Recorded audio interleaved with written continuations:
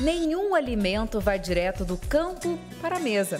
Após a colheita, os alimentos passam por diferentes processos de transporte, armazenagem, preparo e embalagem até a comercialização final. O sucesso do agronegócio depende muito dessa última etapa, cada vez mais tecnológica entre a fazenda e o consumidor. Não é simples garantir o abastecimento em alimentos nutritivos e saudáveis para milhões de brasileiros.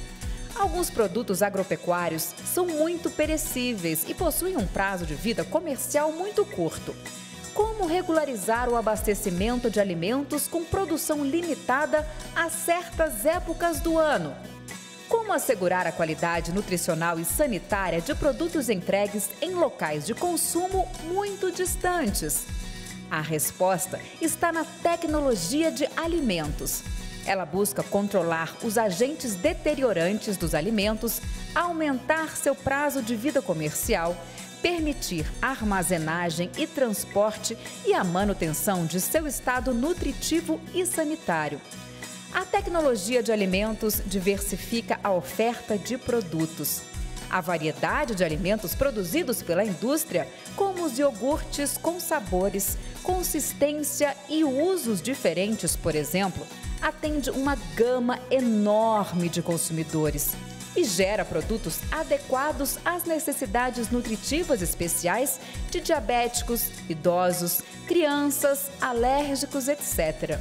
A indústria de alimentos recorre a análises microbiológicas, bioquímicas, físico-químicas, sensoriais, toxicológicas e ambientais cada vez mais complexas.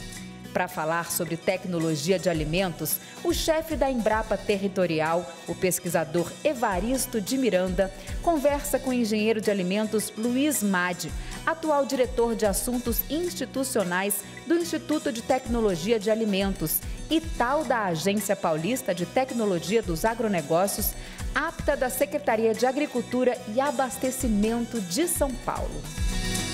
Olá, bem-vindos ao Brasil Verde, um programa dedicado à sustentabilidade da agropecuária brasileira. E parte dessa sustentabilidade tem a ver com o processo que ocorre depois da colheita. O campo produz, mas para chegar na mesa do consumidor, exige transporte, transformação, embalagem, cuidados para que o produto não se deteriore, para que chegue com qualidade nutritiva, sem contaminação. Tudo isso tem a ver com a tecnologia de alimentos. E hoje nós vamos conversar com um craque nisso, que é o Luiz Madi, lá do Itaú. Bem-vindo ao Brasil Verde, Luiz. Olá, Evaristo. É um prazer falar com você no programa muito bom, Brasil Verde, e explicar um pouco mais para o consumidor, para a população brasileira, a importância da industrialização, a importância da indústria de alimentos, principalmente para a saúde dos consumidores. Nós é que agradecemos a sua presença aqui, temos certeza que vamos aprender muito sobre isso. É um assunto que às vezes todo mundo usufrui, mas pouca gente conhece o que está por trás dessa enorme indústria agroalimentar. Mas, Luiz Madi, conta rapidinho assim para nós, como é que você chegou na indústria de alimentos? A sua carreira, qual que foi? É uma história interessante, porque a minha mãe é de Campinas. Minha mãe é da cidade de Campinas. Eu nasci em Mirassol, tá? E eu vinha passar as férias aqui em Campinas. E aí eu queria fazer talvez engenharia, alguma coisa nessa linha, e abriu na realidade, em 1967, o primeiro curso de engenharia de alimentos no Brasil, a primeira turma. E em 68 eu entrei, na realidade, para a segunda turma da Faculdade de Engenharia de Alimentos, que tínhamos aula na Unicamp e tínhamos aula aqui no Itaú também, porque o professor Tozello, André Tozello, ele era o diretor tanto do Itaú como da Faculdade de Engenharia de Alimentos. E aí eu acabei entrando na faculdade, fazendo, e foi uma coisa interessante, porque nós tínhamos, como eu já falei, aula nos dois lugares, e ninguém entendia direito o que era engenharia de alimentos. Fala assim, o que é os cozinheiros, coisas desse tipo, não. Era um profissional que na época era substituído por não ter, era substituído pelo quem? Pelos engenheiros agrônomos, farmacêuticos, vários profissionais que trabalhavam na indústria de alimentos por nós não termos ainda uma faculdade de engenharia de alimentos. E aí foi cada vez mais divulgando, estudando, e hoje nós temos praticamente 1.000 engenheiros de alimentos sendo formados por ano. Muito bom. E você entrou na pesquisa como? Aí é outra coisa interessante. Além da pesquisa, eu entrei na área de embalagem, que eu queria dar uma palhinha depois, que é uma área extremamente estratégica. O Itaú, quer dizer, estava naquele momento, em 1972, você entende? 73, eu me formei em 72. Em 73, o Itaú estava assim, buscando, você escolhia na realidade. Olha que tempos diferentes, Evaristo. Você escolhia. Você falava assim, você quer ficar na Unicamp, você ficava na Unicamp. Queria trabalhar no Itaú, tinha vaga no Itaú. Tá? Se você quisesse trabalhar na indústria, tinha vaga na indústria, porque até então tinham sido formados 30 engenheiros de alimentos no Brasil. Hoje nós temos 1.000, vou repetir, nós temos 1.000 engenheiros de alimentos cuidando no processo, na tecnologia, na segurança, que eu acho que é o item mais importante de todos, na segurança dos alimentos para a população. E aí eu acabei entrando, na realidade, no Itaú, eu optei por Itaú, e acabei entrando, falei assim, aqui no Itaú você pode trabalhar na área de carne, na área de pescado, ou na área de embalagem.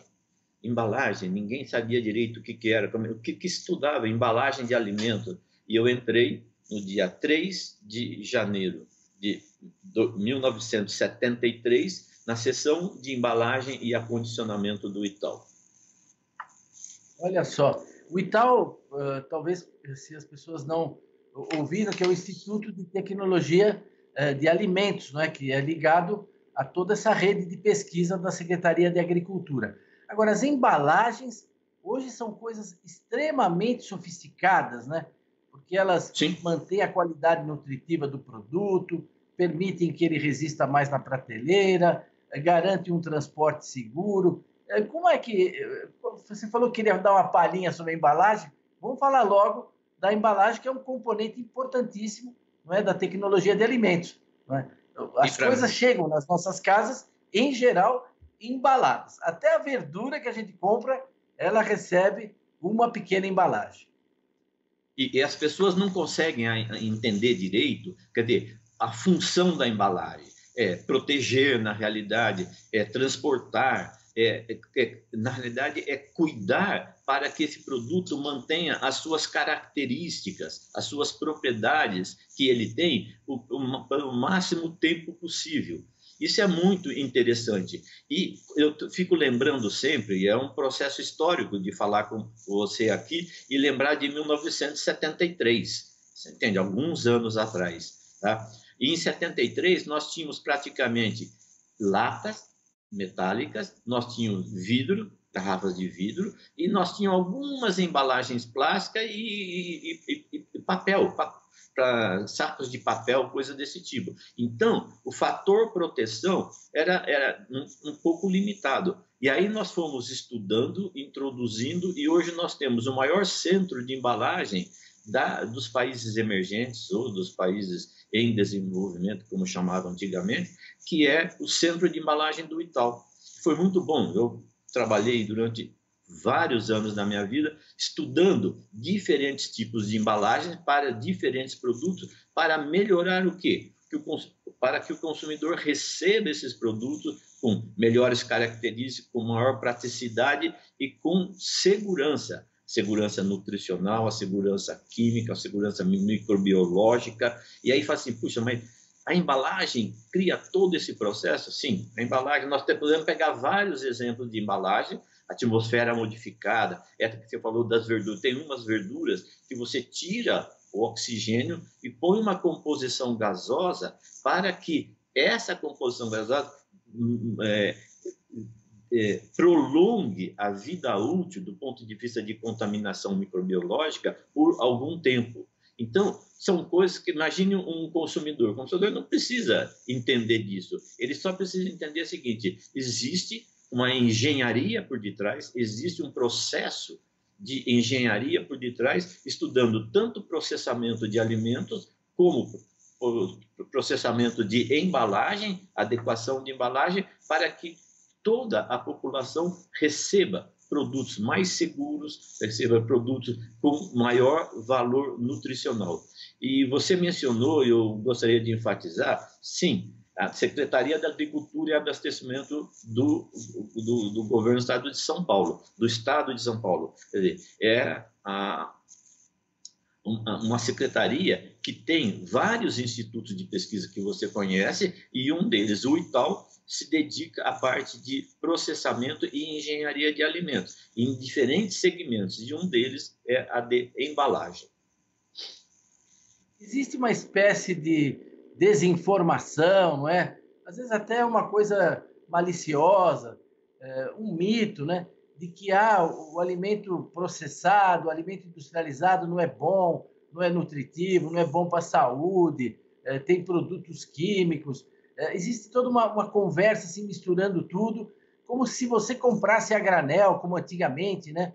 Você ia lá na quitanda, tinha um saco de feijão aberto assim, o cara pegava, te servia, né? Ou você ia lá, pegava um outro produto, era servido na hora, a granel, farinhas, diversas coisas, como se isso aí fosse mais saudável, né? Como se comprando, recebendo diretamente a coisa, você manipulando, como se a falta de manipulação fosse uma garantia de qualidade. Isso é verdade mesmo? Os produtos industrializados são perigosos? Isso aí é um mito assim tão interessante, porque é o seguinte: parece que a hora que você pega aqui, ó, o nosso querido celular, tá? Tecnologia, informação, é um negócio fantástico. A hora que você vai para a engenharia de alimentos, você vai para o setor de alimentos, parece que o passado era melhor. E é uma inverdade. Você entende? A engenharia de alimentos, o processamento e tecnologia de embalagem para os alimentos trouxe uma segurança muito grande. Você mencionou produtos a granel, tudo. Quer dizer, o que tinha naquela época de contaminação, o que pessoas tinham problemas de consumir produtos contaminados ou até deteriorados em alguns momentos, tá? E que não conseguiam associar o processo, o problema devido a isso. Veio a engenharia de alimentos, veio a engenharia de embalagem, você entende? Trouxe todo esse processo, e hoje existe um mito muito grande de que tudo que é processado não é tão bom para o consumidor. É o contrário. O processamento dá a garantia, o processamento dá a estabilidade, o processamento dá o valor, ele mantém o valor, algumas vezes até aumenta. Alimentos enriquecidos, por exemplo, você entende? Você pega farinhas com adição de ferro, adição de outros produtos, você melhora a qualidade nutricional do produto. Mas é um mito que a gente procura desfazer na realidade, e nós temos aqui vários trabalhos que essa parte é talvez a minha maior dedicação nesses últimos 10 anos, falar da importância dos alimentos industrializados para a sociedade, mostrando quanto isso melhora, quanto isso dá uma segurança para ele. Porém, o consumidor, devido às informações falsas que aparecem, a modelos que falam assim, tudo que é processado não é inadequado. Ao contrário, o que é processado, o que é industrializado, dá uma maior segurança para o consumidor. E isso é um trabalho que eu me dedico hoje. Grande parte do meu trabalho é para fazer estudos para mostrar à sociedade e ao consumidor, você entende? A importância desse processo de industrialização, que dá maior segurança aos produtos. Se ele estiver embalado industrialmente, você entra sem problema nenhum. Mas se você trouxer um produto não processado, mesmo que foi sua avó que produziu lá na Itália, lá em Portugal, não adianta. Eles vão parar e vão destruir esse alimento, não é? Porque ele pode estar trazendo problemas para nós, não é isso? Sim, e você conhece melhor que eu essa área, você entende? Você de trazer processos que possam contaminar, trazer doenças, trazer praga para, inclusive, produtos brasileiros. Então, no mundo, essa rigidez de vigilância sanitária, principalmente em produtos in natura, é muito grande. E você mencionou queijo, você mencionou leite, existem os negacionistas, que falam assim, não, o leite não precisa ser processado, você entende? O leite, vamos tomar leite cru com brucelose, vamos tomar... E aí, os problemas são outros. Tá? Mesmo mudando um pouco de assunto, o que eu gosto de trazer é a parte de embalagem plástica, que todo mundo fala, não, nós estamos muito cheios de plástico. Sim, nós temos que fazer um equilíbrio talvez melhor, mas, por exemplo, o copo plástico, a água embalada em embalagens plásticas, trouxe uma proteção ao ser humano, ao consumidor, muito grande. Isso melhorou a qualidade nutricional muito grande. Quer dizer, havia uma contaminação de copos de vidro, de outras embalagens muito forte. Com a introdução da parte de embalagens plásticas, isso melhorou muito.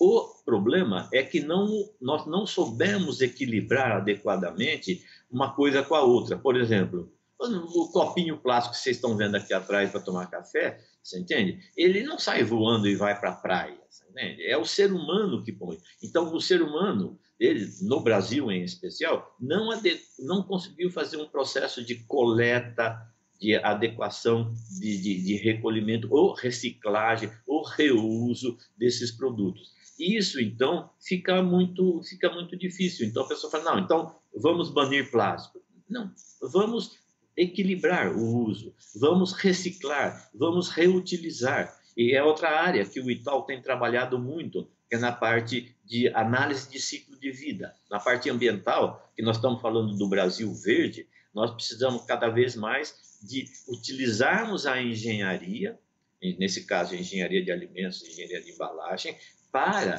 termos um melhor aproveitamento dos nossos recursos naturais e reutilização de reciclagem desses produtos.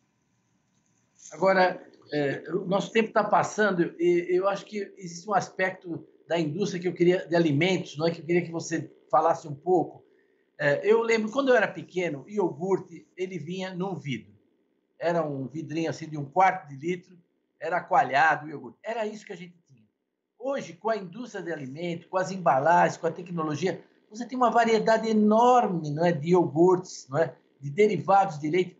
Tudo isso só é possível quando você olha uma prateleira, né, de laticínios no supermercado.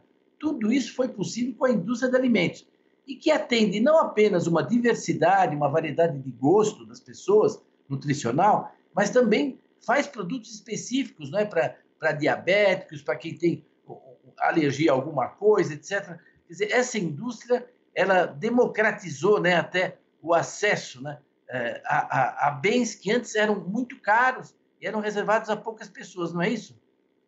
Sim, eu acho que a diversidade que nós temos hoje de diferentes produtos, vou pegar o caso de iogurte, que acho que é um produto muito consumido, principalmente por causa de cálcio, por causa de proteína, para a necessidade que nós temos de consumir esses nutrientes. O iogurte, você encontra iogurte hoje em diferentes tamanhos de embalagem. Quase todos eles em embalagem plástica. Existem uns mais sofisticados, que ainda eles trabalham com algumas embalagens de vidro, chamados produtos premium, que são produtos interessantes, são mais nobres, mais caros, mas, em geral, você compra diferente. Você compra sem lactose, você compra com leite desnatado, com semi-desnatado, leite integral, você compra sem açúcar, com a adição de frutas. Então, a diversificação que a indústria trouxe para o consumidor, tá, é uma coisa assim, fantástica, mas nós temos que instruir melhor o consumidor. O consumidor tem que olhar com um olhar e fala assim, puxa, é interessante, eu tenho isso exatamente como você está colocando. Eu tenho essas grandes vantagens devido a todo esse processo que existe na engenharia de alimentos, na indústria de alimentos, que modernizou-se, que se adequou, você entende? Que tem boas práticas de fabricação fantástica e que o consumidor não enxerga muito. Então, o que nós temos que fazer? Um instituto como o Itaú tem que mostrar isso. Tem que mostrar para o consumidor que o alimento que ele consome é um alimento de qualidade, é um alimento que tem a parte de saúde, de segurança dele muito grande. E isso é fundamental. Essa parte de comunicação, e o Itaú agradece, a Secretaria agradece a você, a esse programa, você entende? Para chegar mais para o consumidor e falar assim, acreditem na indústria de alimentos, bebidas, embalagem e ingredientes que vem aqui. Nós não mencionamos muito ingredientes, Evarino, mas grande parte do processo de desenvolvimento de novos produtos, antigamente, era devido à parte de tecnologias de processamento. Hoje, é tecnologias de processamento e novos ingredientes. O Itaú está fazendo vai começar agora, em setembro, um trabalho fantástico, de captar, desenvolver ingredientes de produtos brasileiros, principalmente oriundos de descarte da indústria de alimentos, tá? De descarte, extraindo esses ingredientes para o desenvolvimento de novos produtos alimentícios e bebidas. Então, é uma coisa assim que é extremamente interessante, mas nós temos que mostrar de uma forma mais adequada para o consumidor. Para o consumidor, falar assim, olha, acredite nisso. Alimento industrializado, ele tem todo um processo controlado pela Anvisa hoje, todo mundo tem clareza da importância da Anvisa, tá? Na aprovação e liberação dos produtos alimentícios, do controle, da vigilância sanitária. Então, isso é cada vez mais importante para nós e eu tenho a clareza e esperança de que o consumidor vai entendendo melhor, porque beneficiar ele já se beneficia, ele tira proveito disso, na realidade. O que tem alguns momentos que as pessoas colocam é que você fala, não, mas a obesidade, aumento, sobrepeso, está aí, as pessoas estão... Sim, na pandemia piorou, porque nós diminuímos o exercício, nós diminuímos uma série de coisas. Então, o equilíbrio entre a alimentação e a parte de exercício físico é fundamental para nós termos esse equilíbrio de saúde e bem-estar. Talvez uma palavrinha final, olhando para o lado dos agricultores, a indústria, as embalagens, tudo isso também mandou mensagens, né? E acabou alterando algumas coisas também na própria produção, né? Tem um diálogo também do outro lado que vocês têm.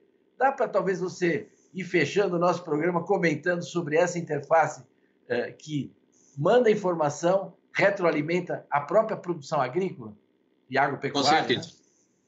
Sim, eu acho assim que o Brasil hoje, você entende? Você acompanha bem, nós acompanhamos nesses congressos falando sobre o agro brasileiro, o agronegócio brasileiro. Nós temos assim, somos quase que totalmente dependentes da produção agrícola. E a produção agrícola, ela depende muito da industrialização dos alimentos. Então, essa combinação, essa parceria entre a indústria e o agro é uma coisa assim fantástica e tenho certeza, o Brasil cada vez ficará sendo o país com um potencial maior ainda do que nós temos. O que eu gostaria de mencionar, você entende? Eu vou repetir um pouco, é da confiança que nós temos na indústria de alimentos e bebidas. Tá? Voltando um pouco na parte do agro, a agricultura com tecnologias cada vez mais modernas demanda que o consumidor, que a indústria tenha também cada vez mais tecnologia, cada vez mais engenharia para combinar esse processo. Nós processamos praticamente 80% do que nós produzimos dentro da porteira, como vocês gostam de falar aí, dentro da porteira, fora da porteira. E tem outra coisa que já chegou na realidade, é a importância do delivery, a importância de novas formas de comercialização, que aí entra mais ainda tanto a engenharia de processo de alimentos como a de embalagem. Tá? Embalagem. Então, nós vamos ter cada vez mais a comodidade, a facilidade de consumirmos produtos industrializados, tá? Através de delivery, através da entrega. E isso nós devemos basicamente a produção agro, na realidade, a parte de embalagem, de processamento, e a parte de embalagem com novos canais de distribuição, novas fontes de distribuição. E eu queria pegar um ganchinho ainda antes, eu sei que o nosso tempo está chegando no final, que é falar assim, a bola da vez, como se diz agora, é o plant-based. Você mencionou, você entende? Porque existiam tanto pessoas veganas, pessoas vegetarianas, flexitarianas, você entende? Então, o plant-based chegou no Brasil de tal forma, produtos à base de planta, que você fala assim, o que você quer, Brás? Você quer o quê? Uma bebida à base de amêndoa, de arroz, pode escolher, você entende? Você quer um nugget, você quer um hambúrguer, nós vamos lançar um produto daqui a pouco, ainda esse ano, tá? O chamado hambúrgueres industrializados, onde nós comparamos o hambúrguer vegetal com hambúrguer de origem animal, você entende? Em termos de proteína, então, em termos de fibras, e você então consegue enxergar a importância nutricional desses produtos plant-based. Olha, eu queria agradecer muito a sua participação, nós já estouramos o nosso tempo, tem assunto para você e seus pesquisadores voltarem aqui no Brasil Verde. Agradeço a todos a audiência e aguardo vocês aqui no Brasil Verde a semana que vem. Até lá!